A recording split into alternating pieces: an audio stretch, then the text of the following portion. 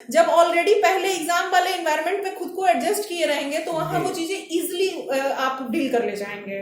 अब हमारे पास एक साल नहीं है तैयारी करने के लिए, सिर्फ 1 महीने है और उसमें मुझे 1 साल की चीजों को पढ़ लेना है। नमस्कार, मैं व्योम, आप देख रहे हैं फाइनल पोस्ट। जैसा कि मैं आपको बार बार बताता हूं कि फाइनल पोस्ट एक मुहिम चला रही है बीपीएससी वालों के लिए, ताकि वो कैसे पढ़े, कैसे तैयारी करे। शुरू से अभी तक हम लोग आपको गाइड करते आ रहे हैं, उन पदाधिकारियों के द्वारा गाइड करवा रहे हैं जो बीपीएससी क्वालिफाई कर चुके हैं। तो अब महज 30 दिन रह गया है और 30 दिन में क्या पढ़े क्या ना पढ़े, इसके लिए ये सबसे दुविधा वाला समय होता है जब एग्जाम करीब आने लगता है। बच्चों के मन में काफी भ्रम पैदा होने लगता है कि ये पढ़े वो पढ़े। उसी क्रम में आज मैं आपसे रूबरू कराऊंगा सुश्री जूली कुमारी जी का, जो यहाँ पे श्रम प्रवर्तन पदाधिकारी है। वो बताएंगी कि इस 30 दिन में कैसे तैयारी करें। स्वागत है मैम आपका फिर से एक बार फाइनल पोस्ट में। Thank you Vyom ji. Ma'am, जबकि अभी 30 दिन है, महज मान लिया तो 30 दिन है, और 30 दिन में बच्चे काफी दिग्भ्रमित होते हैं, क्या पढ़ें और क्या ना पढ़ें उसको लेकर। काफी चीज पढ़ने योग्य होता है, काफी चीज छोड़ देने के लिए होता है। तो मैम वो बताइए कि क्या पढ़े और क्या ना पढ़े बच्चे को। सबसे पहले एस्पिरेंट्स को मेरी तरफ से ऑल द बेस्ट और बहुत बहुत सारी शुभकामनाएं। जो बच्चे प्रीवियस में पहले जो बीपीएससी दे चुके हैं उनके लिए थोड़ा सा आसान रहेगा, क्योंकि वो फैमिलियर हो चुके हैं बीपीएससी के क्वेश्चन से।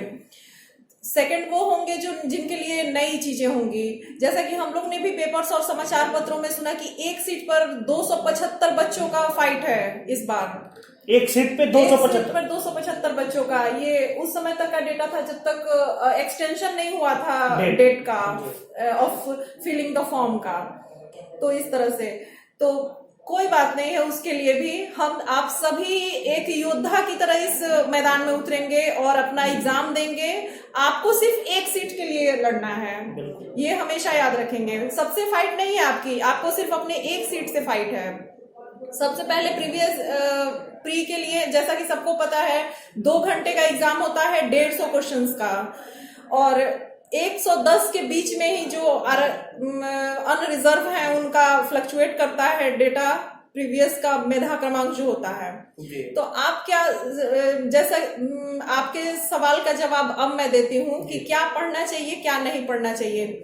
आपने अभी तक जितना भी सिलेबस को कवर कर लिया है वो मुझे लगता है कि 80 से 90% हम लोग कवर कर चुके होते हैं इस समय तक, जब हमारा एग्जाम सिर्फ 1 महीने रह जाता है। तो अब बिल्कुल भी घबराने की जरूरत नहीं है। आप फिर से एक बार अपना सिलेबस निकाल के वॉच कर लीजिए कि आपने कहाँ तक पहुंच गए हैं। नहीं आगे पढ़ पाए हैं उसको तो नई चीजों को नहीं पढ़ना का प्रयास करेंगे। जो हमारा जितना आपने कवर्ड कर लिया है उसका रिवीजन करना शुरू कर दीजिए। आपने जो भी उसके लिए डेटा, जैसे जो डेटा को आपने कोड वाइज लिखा होगा या फिर अपना आपने खुद पढ़ के कुछ तैयार कर लिया होगा अपना रजिस्टर, तो उसको पढ़िए। अपने नोट्स को दोबारा रिवाइज करने की कोशिश करेंगे।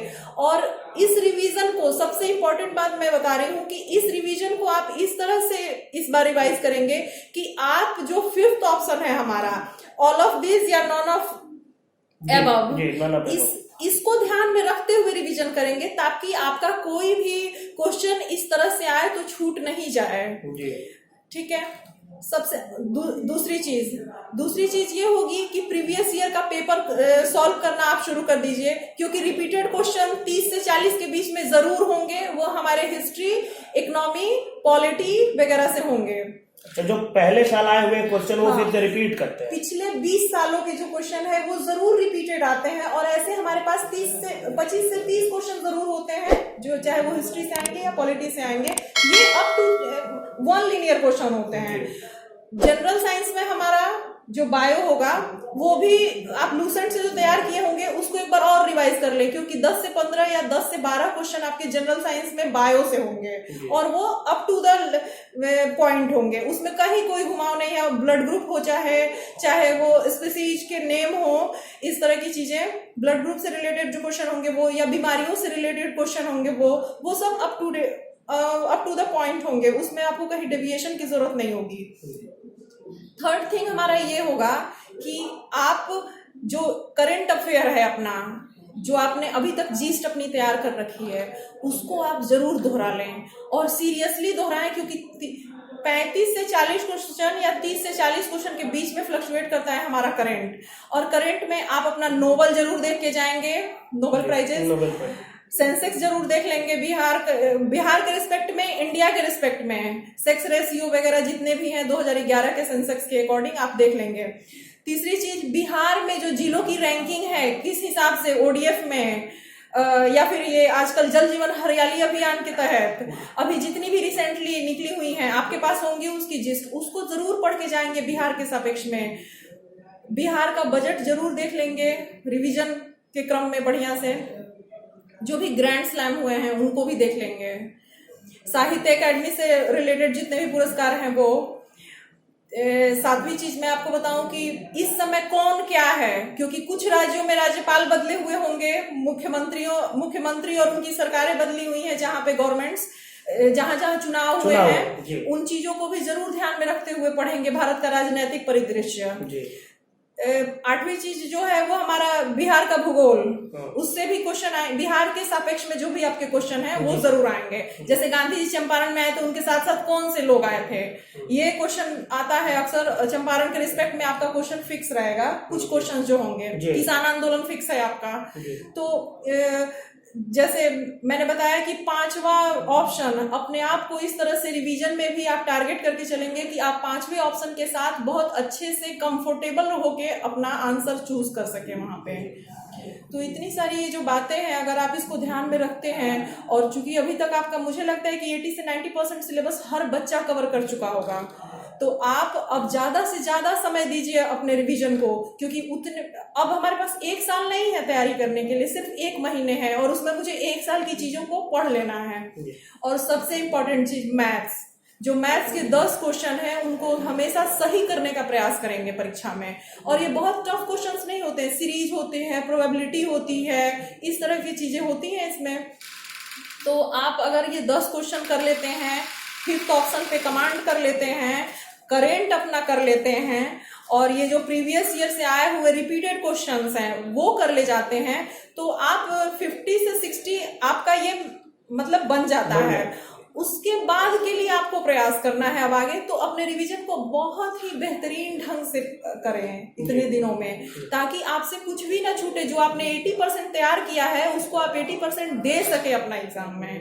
मैं आपसे यही कहना चाहूंगी। मैम ये तो हो गया कि तैयारी करें, लेकिन मैम एक और बहुत बड़ी बात जो बच्चों के दिमाग में होता है कि एग्जामिनेशन इन्वायरमेंट, क्योंकि वो सबसे ज्यादा जरूरी है। बहुत बच्चे ऐसे होते हैं कि एग्जामिनेशन टेम्परामेंट में जब वो क्लासरूम में जाते हैं परीक्षा देने तो उनका टेम्परामेंट गड़बड़ हो जाता है। उसके लिए आप क्या कहेंगे, कैसे वो पहले से प्रिपेयर हो ताकि एग्जामिनेशन इन्वायरमेंट को उस समय वो एक बैग मतलब माइंड उनका अनबैलेंस इनबैलेंस नहीं हो, इस पे आप क्या कहेंगे मैम? इसके लिए आप सबसे पहले जो आप अपना प्रैक्टिस सेट है उससे जरूर अपने को इंट्रोड्यूस कीजिए। अब 1 महीने में हमेशा अगर एक प्रैक्टिस करते थे तो अब 2 से 3 एक दिन में बैठ के कीजिए कि आपने कितना कंप्लीट किया है। वो बताता है उसमें जो हमारा मार्क्स आएगा, हम जितना प्राप्त करेंगे उसमें सही कितने हमने कर रखे हैं, 150 क्वेश्चंस में कितना सही किया हमने, तो वो हमें कॉन्फिडेंस देगा। एक एग्जामिनी के तौर पे आप बैठ के जब उस पेपर को आप सॉल्व करते हैं और उसमें कितना सही है और कितना गलत है अगर आप उसको देखते हैं तो जो सही है तो वो बहुत अच्छी बात है, लेकिन जो क्वेश्चंस गलत हुए हैं इसके बाद आगे वो क्वेश्चंस आपके गलत नहीं होंगे। ये सबसे अच्छी चीज है। तो हमें, और दूसरी चीज पॉजिटिव खुद को एकदम देखिए, हम जितनी मेहनत करते हैं ना, जितना पढ़ते हैं उतना हमारे अंदर कॉन्फिडेंस डेवलप होता है कि हम और अपनी चीजों को अच्छे ढंग से कर सकते हैं। तो हमेशा कूल रहिए, कुछ देर खेलने को भी दीजिए अपने लाइफ में, शाम का वक्त हो, हमेशा मत पढ़िए लेकिन कुछ देर जरूर खेलिए। आपकी जो हॉबी है, जो इंटरेस्ट है, उसको थोड़ा सा समय दीजिए, लेकिन आप कंटिन्यू अपनी निरंतरता को तोड़ेंगे भी नहीं और अच्छे से इसको प्रिपेयर करेंगे। जरूर प्रैक्टिस कीजिए। आज पिछले के क्वेश्चंस जो होते हैं, पिछले साल के क्वेश्चंस या फिर जो हम गलत करते हैं ना अपने प्रैक्टिस में, वो हम आगे सही कर ले जाते हैं। इसलिए प्रैक्टिस बहुत जरूरी है। प्रैक्टिस कर लेंगे तो वहां पे ऐसा एग्जाम प्रेशर होगा, लेकिन आप जब ऑलरेडी पहले एग्जाम वाले एनवायरनमेंट में खुद को एडजस्ट किए रहेंगे तो वहां वो चीजें इजिली आप डील कर ले जाएंगे। तो जैसा कि आप देख रहे थे, मैम आपको टिप्स और ट्रिक्स बता रही थी for crack BPSC with in 30 days. कैसे आप 30 दिन के अंदर में बीपीएससी क्रैक कर ले, क्या क्या ट्रिक्स अपनाना है, क्या क्या टिप्स अपनाना है, कैसे पढ़ना, ये सब मैम बता रही थी। और बार बार जो भी कोई आपको बता रहा है वो सबको यही बता रहा है कि अपने आप को पहले से एग्जामिनेशन लाइक इन्वायरमेंट में ट्रीट करें, शुरू से प्रैक्टिस सेट बनाएं और बाकी जो लोग बता रहे हैं वो फॉलो करें। आप बीपीएससी जरूर करेक्ट करेंगे, ये मानना है। मैम आपका बहुत बहुत धन्यवाद। थैंक यू मैम जी। इस तरीके के और भी न्यूज के लिए बने रहे हमारे साथ फाइनल पोस्ट के साथ। देखते रहे फाइनल पोस्ट। हमें दे इजाजत। धन्यवाद।